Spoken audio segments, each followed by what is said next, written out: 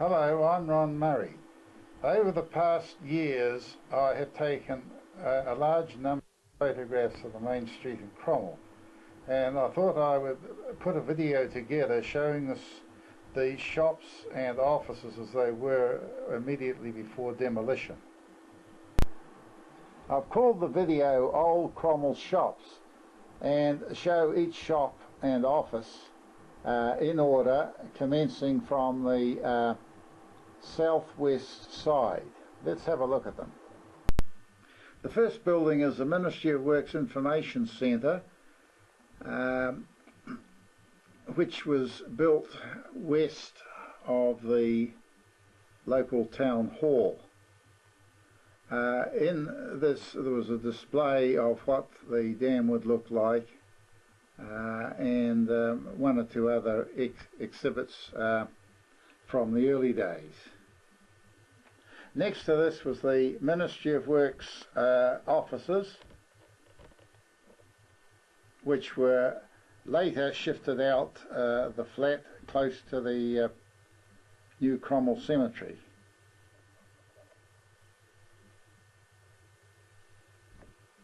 This is followed by the Cromwell War Memorial Hall, built around about 1960 odd,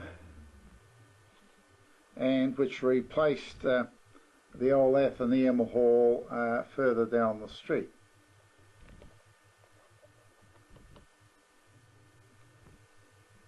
This was followed by Leo Mangus's carpet and drapery shop,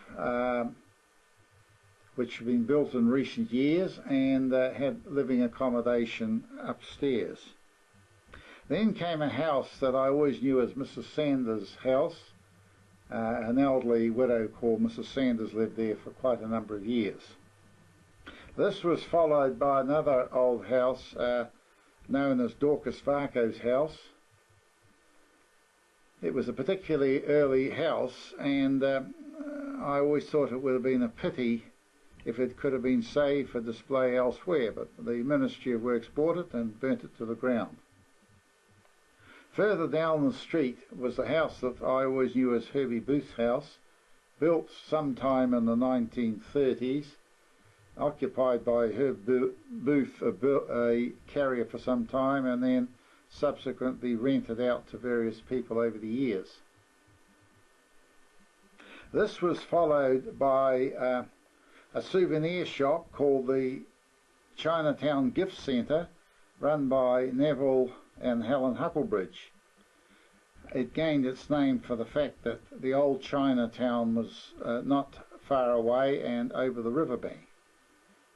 In its early days, this building belonged to the late George Wishart and was used as a paint shop for painting motor cars. Immediately next to that shop was the legal office of Broderick Parcell and Mackay, where I worked for a number of years. In my younger school days, this was the shop owned by the Globe Bakery.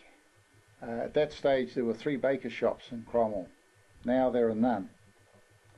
After the bakery closed, it was used for a time as a furniture shop by the late Jack Ferris. Next door was a very old galvanised iron cottage, which was demolished slightly before the demolition, several years ahead in fact. But I put it on simply because it's a very good sample of a very early cottage, and was in fact the groom's cottage for the Globe Hotel, which was immediately across the street. The next building on the way down the main street was George Sanders' house, a reasonably large house on an extremely small section. In the early days it belonged to Dave Betts, a local builder who had his workshop next door.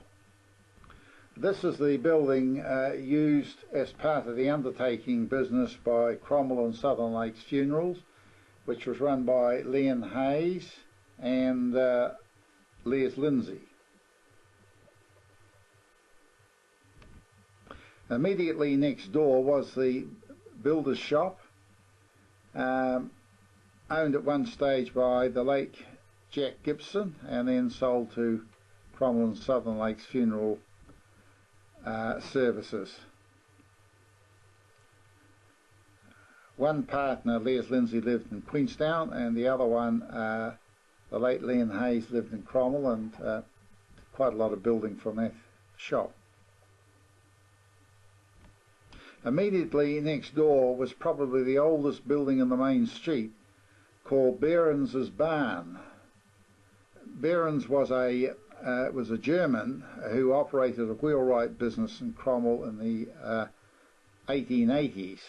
So this building would be somewhat over 100 years old, and looked very much like it too. It was going to be rebuilt in the new Cromwell area, or the old Cromwell area up the main street, but it was in such bad state of repair it had to be demolished, and the replica was rebuilt. Coming further down the street was a very small dwelling, originally an army hut with some additions put on the front and the back of it. In the days that I can remember, it was lived in by George Burroughs, then bought by a number of people, but not a particularly robust building. And its last job, it was opened up as the Ponderosa Garden Shop, but was proved to be a very short-lived venture. Next comes the Cromwell Sports Shop, operated by Alistair Stewart. It is also a very old building. Was initially a paint shop operated by Orrin Burroughs, and then in later years as a TAB operated by the late Sid Harvey. Next came an extremely small building put up and operated by the ANZ Bank, who were trying to get a foothold in the new town centre in Cromwell. And here it is here. It was really a branch office only. Next door is a much more substantial building, the power board offices and repair workshop underneath. It's really a two-storey property, built in brick and built from memory around about 1965. Next door was the discount grocery shop operated by Dave Stewart, who bought it from Neville Huckerbridge, who bought it from Peg and Jack Brown. And the shop was initially opened by the late Andy Ree in the 1930s, been subsequently built, rebuilt and altered.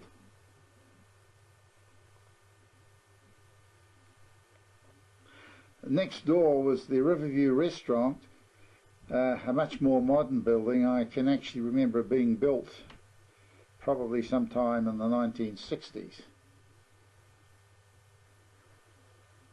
Operated by Colin Holmes at one stage of the piece. There were quite a few people who bought and sold the place, and before demolition it had a wine license where you could wine and dine there. Next door was a very old house, which part of which still stands, and the other part had been converted into a fish shop. It was quite a small shop, but reasonably successful. Further down the street, the next shop was called the Feet Shoe Shop. Fairly self-evident sort of a title. It was not a large shop either, and was an old building which had been modernised in the inside. Coming further down the street again was another old shop which had been done up and operated by as a central craft cottage, where a lot of people produce knitting and spinning and pottery and sold it through there. I can remember it as a second-hand shop, also as Bowie's General Store, operated by Hick Mitchell and Dick Scott. And even earlier than that, it was used as a skating rink. The next shop further down the street was a particularly modern shop built by Neville and Helen Hucklebridge as a wine centre. And when the wine shop was closed due to demolition, the whole building was taken up and assembled as a house up on the top Cromwell flat. Matter of interest, I think that's Ethna Kennedy walking along the street. The next shop was a particularly small one, divided into two and operated by Robert Cox and his wife Rosalind. Rosalind sold Christian books on the left-hand side, and Robert had a small camera shop on the right-hand side. When it became time to have the building demolished, it was fairly portable and was offered for sale. Next shop is the Cromwell Fashion Centre, selling mostly women's clothing, but was initially built by Leo Mangus some 20 odd years ago to sell and display as carpets. Reasonably modern construction. Next building is the office of Mead and Stark Public Accountants, or Chartered Accountants, and was initially built new by the late Fred Dunn, round about 20-25 years ago. Now we come to the ladies' restroom, which was built quite a few years ago. You'll notice there's the odd broken window, and this is because it was getting close to demolish the whole of the buildings on the main street. All these photographs were taken before demolition, which commenced in late 1985. It's hard to believe that the mall has been going up in the new town centre for something like 7 years. The next office is a fairly modern one too. Was at the time occupied by Hayward and Bracegirdle Chartered Accountants, but initially built some 20 years ago, and there was a bread shop in one of the buildings, and I don't quite remember what was in the other one. So we come further down the street to a fairly old building. I can remember it in the 1950s when Peter Hoskins, an ex-carpenter, had a small bicycle repair shop there. It was then used by Fred Dunn, a public accountant, and as you'll see on the window there, Bodkin and Sunderland and Dupree as solicitors, and after they shifted out, used by Microcraft for the sale of computers. Then we come to the Otago Savings Bank, and in those days the interest was 15.5%, far cry from what it is today.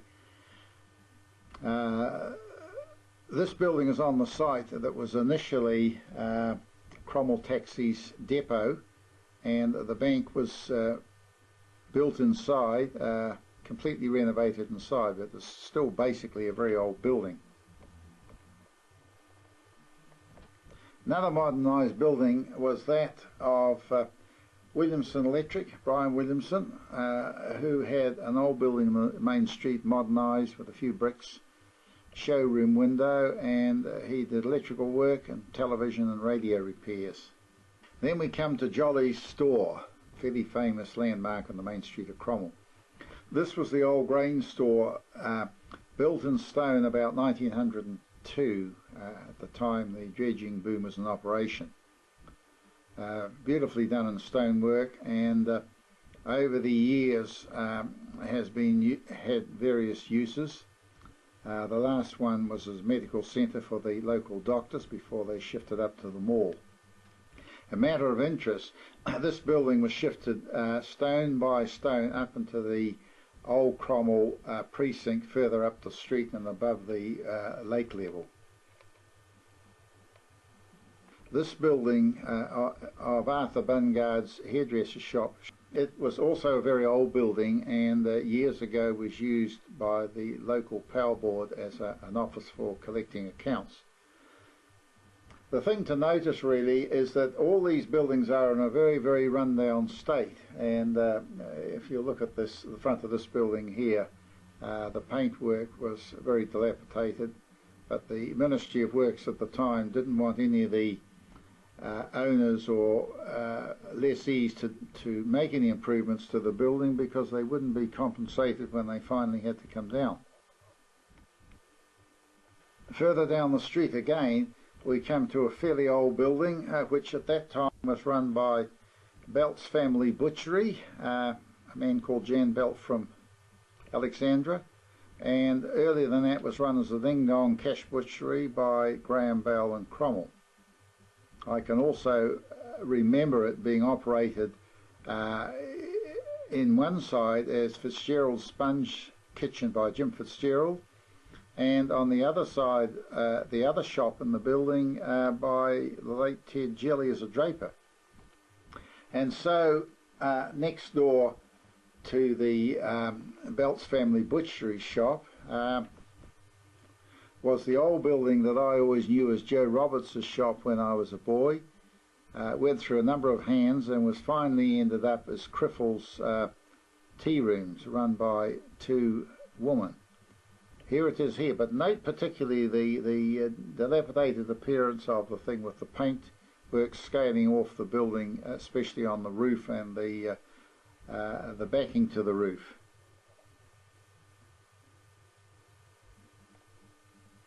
As we come further down the street, there was a block of three very small shops built by a man called Alf Shive in the 1930s.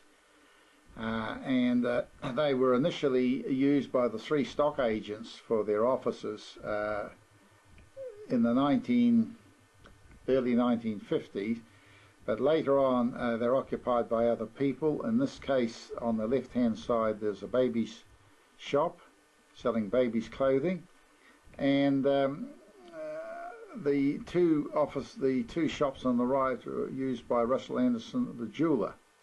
I can also remember a radio repair shop there, second-hand shop, and it's been used over a number of years by various people wanting temporary office accommodation. One of the land agents also operated from one of those buildings. One of the better buildings on the main street of Cromwell was Mansour's Drapers Limited, built on the site of the old Cromwell Argus building, and done in reinforced concrete with central heating, and particularly well put together, and probably a credit to the main street of Cromwell. That's Maura Mansour standing outside. She retired from the main street of Cromwell and did not follow the business up to the mall. Always affectionately known to everyone as Auntie. Then we come further down the street to the public library in Cromwell, from where the town clerk also operated. And there was a spare room for the known as the band room. This building was opened around about 1923 or 24, built in fairly solid sort of concrete. Then we come to Lecky's Restaurant, a double-storied property with the shop underneath and the residence up above. It was used many years ago by Mrs. Davies as the tea rooms, and later on by Bob Orr as the tea rooms. Since then it's been through several hands, and it's had several facelifts, but it was still basically a fairly old building. And in the very early days it was used as a painter's shop and for displaying wallpaper. Then we come to the Cromwell News Agency building, which has operated as a news agency and gift shop for a number of years. At that stage it was run by Godfrey Reeves, and when the shop was demolished he went into a new shop up in the mall. It's actually it was a very, very old building, and on an extremely small section. If you went out the back door of the shop, you just looked straight down the riverbank. Then we come down to Cromwell Panel Beaters, a fairly substantial concrete garage. built slightly before the last World War for Roy Congleton, who had a service station on one side, and immediately adjoining had a repair garage. At the present time, this photo was taken, was used as a panel beater shop, and no repairs at all were done there. Then we come to Beattie's service station, which was run by Alan and Jan Beattie at the time of demolition, and they shifted up to the mall. But this was also built by Roy Congleton, and I can remember this, it would be around about 1936, 1937. It's had a few additions, a few facelifts, but still a basically fairly old building. When Roy Congleton built the service station, he built a fairly large house alongside, and that was used for residential accommodation. It's quite an attractive house, but really has no section at all. Now, immediately on the left of that, you'll see a fairly large building, and that was used for housing the NZR buses that went from Cromwell to Dunedin each day. It was quite a large garage, and I think from memory would hold 2 buses at a time. Now, this picture really contains 3 different items. On the right hand side you'll see a couple of buses there. They are part of the NZR bus fleet and operated from that particular yard. Then you'll see the Dambusters mobile restaurant or pie cart, which was parked there, and this has been built and brought to Cromwell by an Oamaru couple, and still operates up near the mall. And then you'll see the game packers building, from which frozen deer meat was sent away and processed. In the 1936-37, this building was operated by Lane's Cordials, and where they made lemonade and other soft drinks. Then used as a rabbit factory, and had quite a few uses over the years. So on the south side of the main street, that was the last commercial building. But before the bridge is reached, there was a plot of ground, and after the First World War it was made into a War Memorials Gardens with a large monument, and on the left hand side, covered by the trees, was a very large German field gun. But these grounds were done up very, very well indeed, and the monument and gun were subsequently shifted up to the Cromwell Town Hall so that they wouldn't be subject to flooding. Now, before we work our way up the other side of the main street, just let's have a look at the street under normal business conditions. As you can see here, it's choked with cars, and as I mentioned, I deliberately excluded all cars from the buildings I'd photographed because I wanted the building and not the car. So if we look down the south end of if we look down the main street, looking east, this is what it looked like. Now, from the same position on a different day, we'll look upstream. And this is what it looked like looking what we knew as up the street.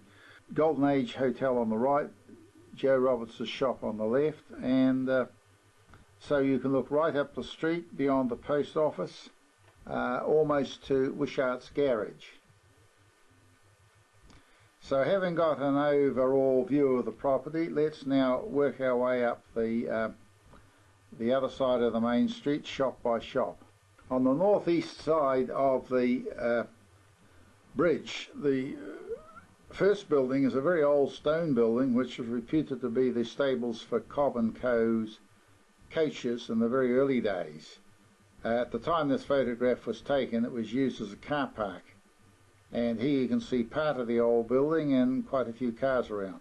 Car parking was extremely difficult down the main street.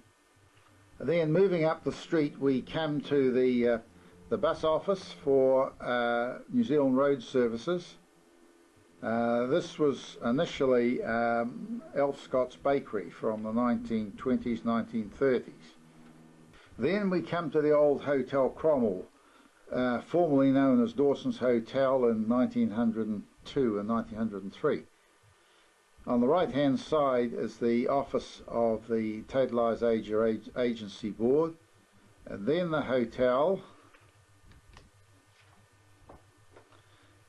and on the very left hand side of the hotel, the old Bank of New Zealand buildings. When we come to the site of Roy's Steak Bar and taxi stand. In my school days, this was a building built by the late Bill Sanders, who operated the taxi and also had a small tea rooms and sold oranges, lollies, milkshakes and so on. Reasonably substantial concrete building. Next we come to a fairly famous landmark, the Old Free Trade Butchery, operated by Ralph Sanders until his death, and then by two of his sons. The Free Trade Butchery operated on the main street in Cromwell for over 100 years, but not from the same site. It was approximately on that site, and then in the pre-depression years shifted over to the other side of the street. And then this building was built in brick and concrete, and the business shifted back there. Ralph took it over from his father, the late Charlie Sanders. Then we come to the old discount store operated by Alan Dick. This is a particularly old building, and in 1870 was operated as Victoria store, selling groceries and operating what they call the revolving library.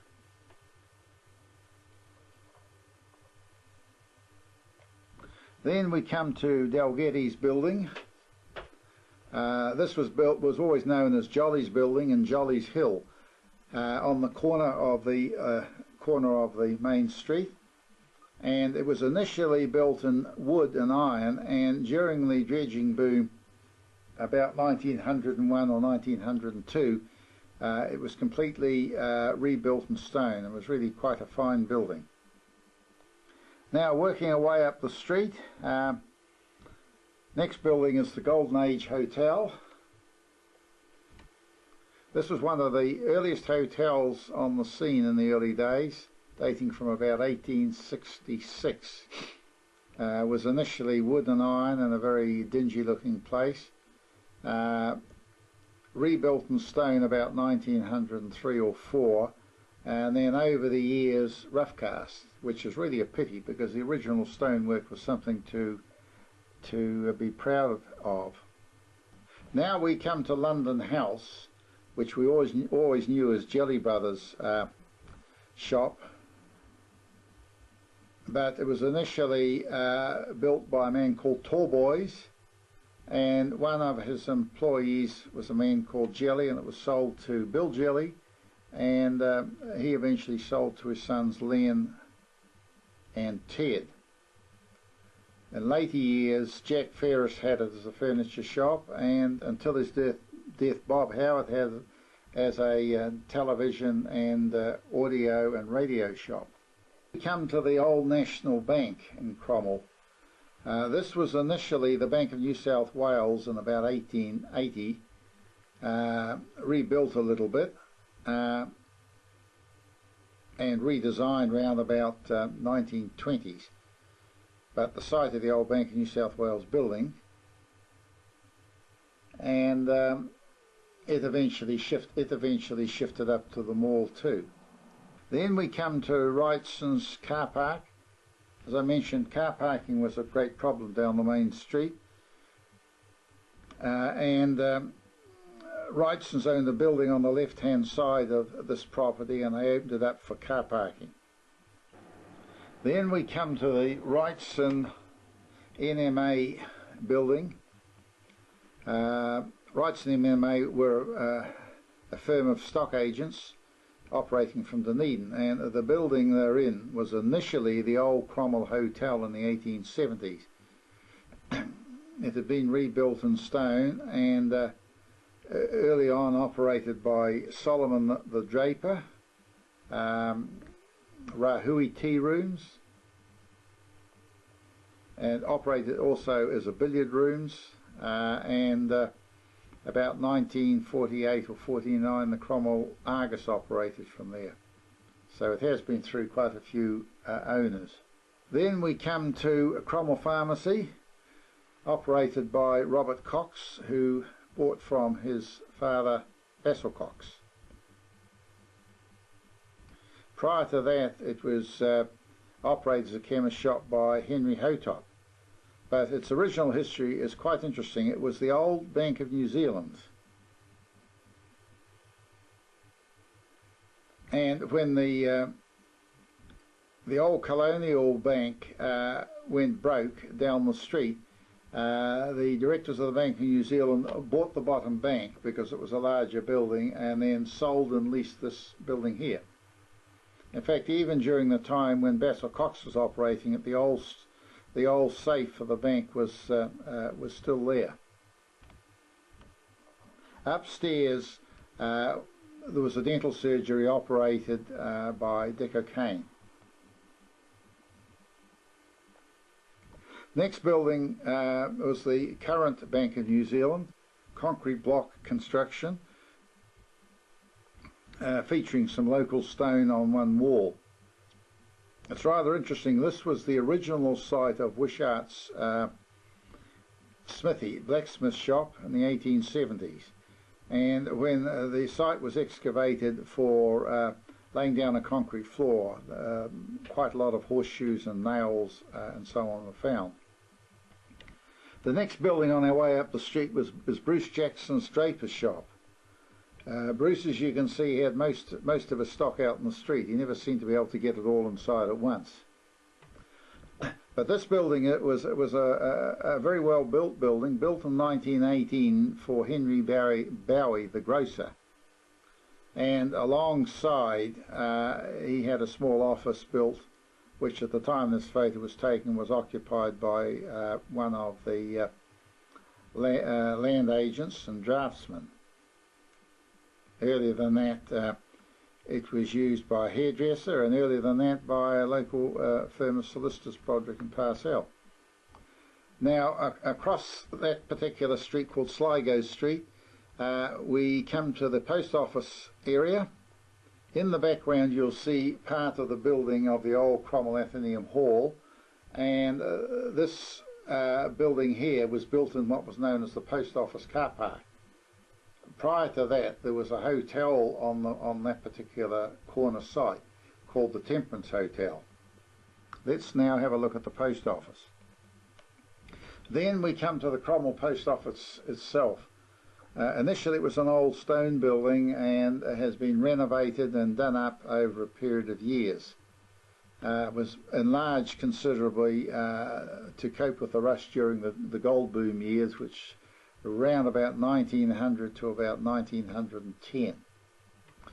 And so we went away up the street towards Wishart's garage. There are two houses there. The one on the left hand side was used by Harold Popplewell, the hairdresser. When the ministry took over the little building he was using, they offered them the use of that for several years. So that was a hairdressing shop. And then in this particular picture you'll see part of the building of Wishart's garage with the name on it, and between there and the houses, a cousin of mine called John Anderson built a replica of a gold mining village.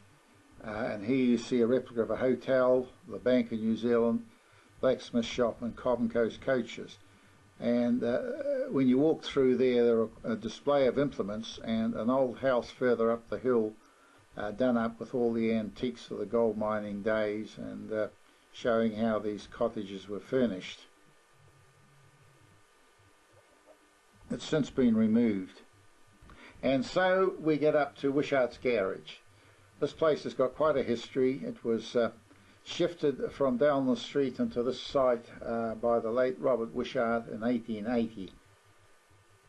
Then as motor traffic became the most important thing, he still used a smithy but built a bit more onto the garage where he could service motor vehicles and put in outside pumps, which are very rarely seen in New Zealand nowadays, and carried on there. He sold out to his son George Wishart, who sold out to his son Doug Wishart. And at the time of demolition it had been bought and leased to Les Ritchie, who was a local mechanic.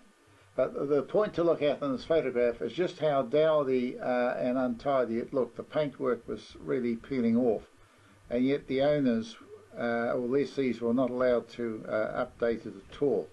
This is the original smithy with the residence upstairs. Quite a reasonably sized house with a large blacksmith shop inside. And on the left, where those cars are parked, was the old Globe Hotel, one of the 9 hotels in Cromwell. We then come to the Caltex garage, owned by Graham Blackwood. Graham sold tractors, sold fuel, and serviced all motor vehicles. It was a fairly new garage really, and quite a large, expensive workshop.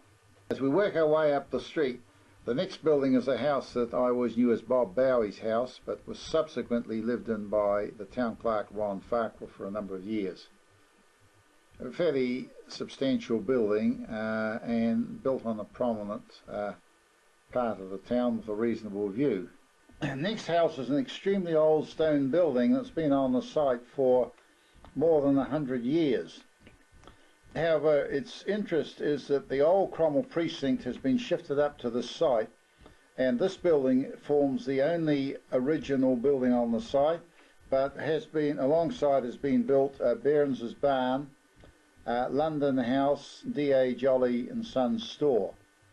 So together they'll be on the, almost on the shores of the lake, and show some of the old stone buildings that existed in the early days. And further up the street is the old lodge building, which was built around about 1899 to 1900 on ground donated by Jim Stewart, who was the publican of the Victoria Hotel. It's a very old building and still in remarkably good order. The builder was William Gear. Then we come to the Victoria Hotel on the corner of the street. This was run by James Stewart for many years, up to about 1900 when he died, and his widow carried on for several years afterwards. It was originally built in beautiful stone, but has since been plastered over, has been rebuilt and remodeled on several occasions, and now is known as the Victoria Arms Hotel. It was not demolished in the demolition of the rest of the buildings, since it's going to be above lake level. Finally, we come to the last building in the main street, which will not be flooded either, and that is Cromwell Hardware. It was initially an accommodation house for wagoners in the early days, went through a number of hands, and it was best known as being Eddie Hayes's workshop until about 1969 to 70. It's still used now as a second-hand shop. Well, that's the show, folks. I hope that some of you ones who have been looking at this, it will bring back a few memories of what used to be our main street, and now is almost unrecognisable. Although you'll notice that 1 or 2 buildings have been left, the old Athenaeum Hall and part of the old school.